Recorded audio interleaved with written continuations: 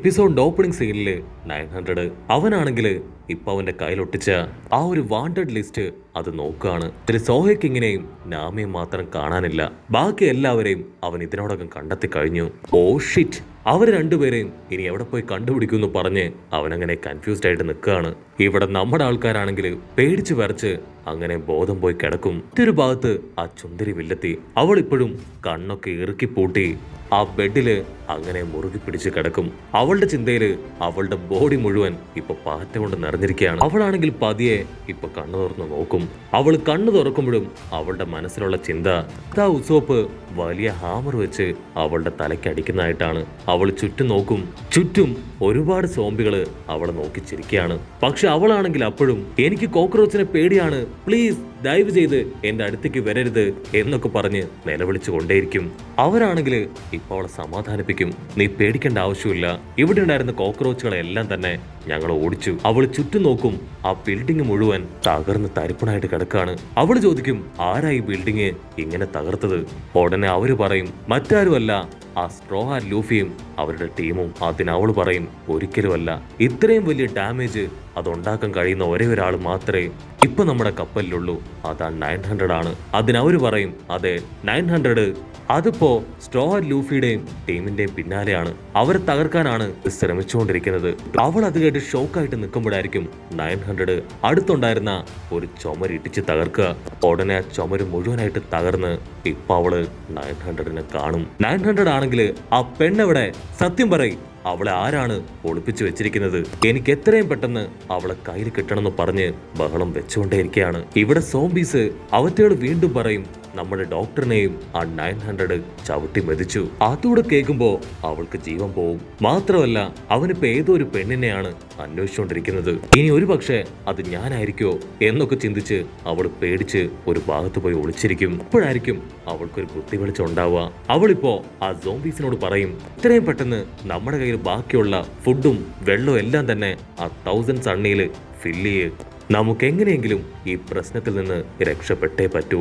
900 ഇനിയും ഇതുവഴി ഇങ്ങനെ നടക്കുകയാണെങ്കിൽ ഈ ബിൽഡിങ്ങും കപ്പലും എല്ലാം തന്നെ തകരും. അവിടുന്ന് അങ്ങനെ കട്ട് ചെയ്ത ഇവിടെ ഇൻവിസിബിൾ മാൻ അവൻ ഇപ്പോഴും അവന്റെ കല്യാണം കംപ്ലീറ്റ് ചെയ്തിട്ടില്ല. ഒരു വിധത്തില് അവൻ ചുണ്ടുമായി നാമിയെ കിസ് ചെയ്യാൻ അങ്ങനെ അടുത്തെത്തുമ്പോഴായിരിക്കും അവൾ ടപ്പെന്ന് കണ്ണു തുറക്കുക. അവന്റെ ചുണ്ടും വായും കണ്ണൊക്കെ കണ്ട് അവൾ പേടിച്ച് നിലവിളിക്കും. ഞാൻ പറയും, അയ്യോ പേടിക്കേണ്ട ആവശ്യമൊന്നുമില്ല, ഇത് ഞാനാണ് നിന്റെ പ്രിയതമൻ, നമ്മുടെ രണ്ടുപേരുടെയും കല്യാണമാണ് ഇവിടെ നടക്കുന്നത്.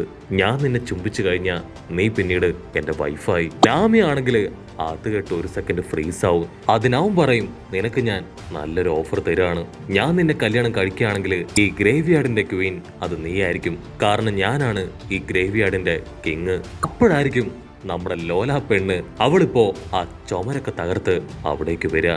നാമി, യു ആർ അൺബിലീവബിൾ. നീ ഇങ്ങനെ ഒരുത്തിയായിരുന്നോ?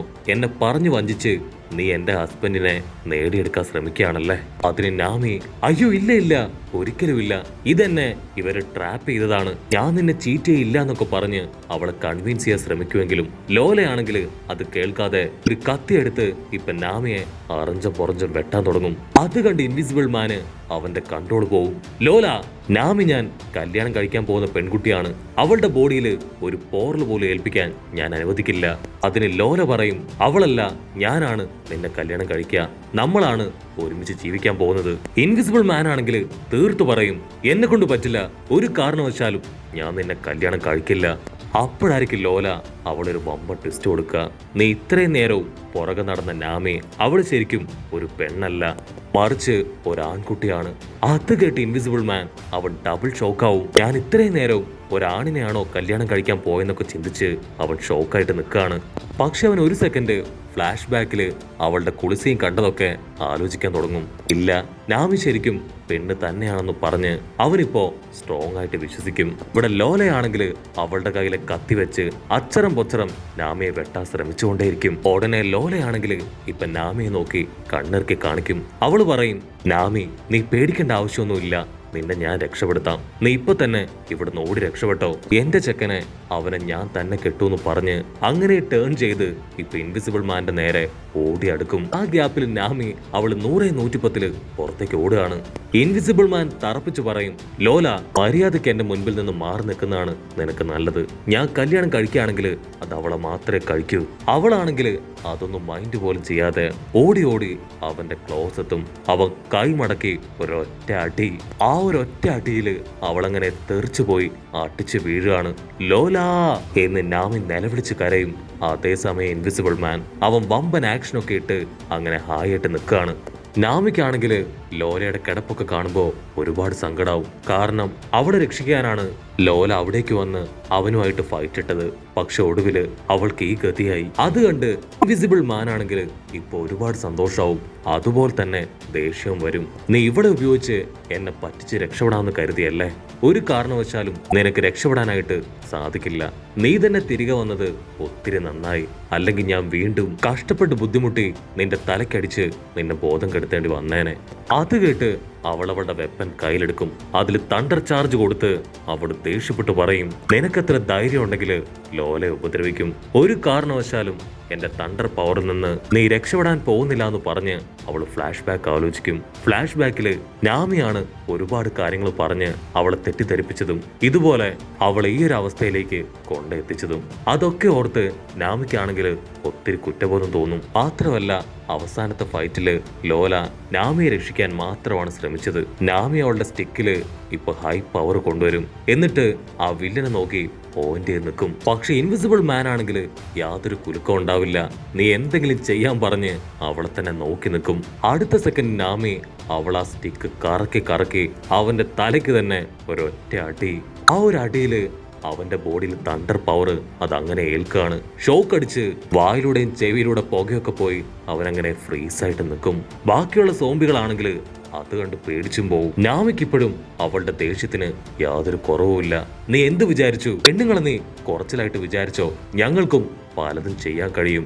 അപ്പൊ പാവം നമ്മുടെ ഇൻവിസിബിൾ മാൻ അവനാണെങ്കിൽ നാമി കൈയൊക്കെ വിരിച്ചു പിടിച്ച് അവളുടെ അടുത്തേക്ക് ഓടി വരുന്നതായിട്ട് ഇമാജിൻ ചെയ്ത് നിൽക്കും.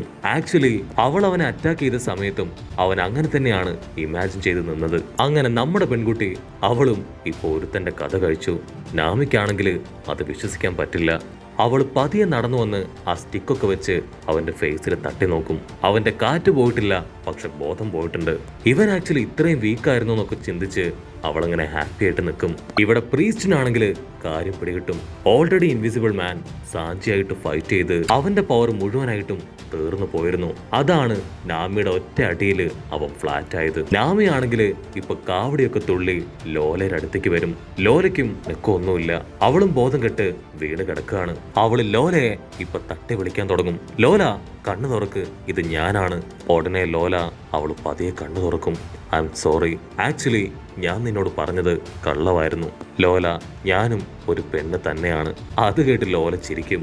അവള് പറയും, എനിക്ക് ആ കാര്യം നേരത്തെ അറിയാം. നീയാണ് എന്നെ മനസ്സിലാക്കിയ ഒരേ ഒരാള്. നമ്മൾ രണ്ടുപേരും ഫ്രണ്ട്സ് അല്ലേന്ന് ലോല ഇപ്പോ നാമിയെ നോക്കി ചോദിക്കും.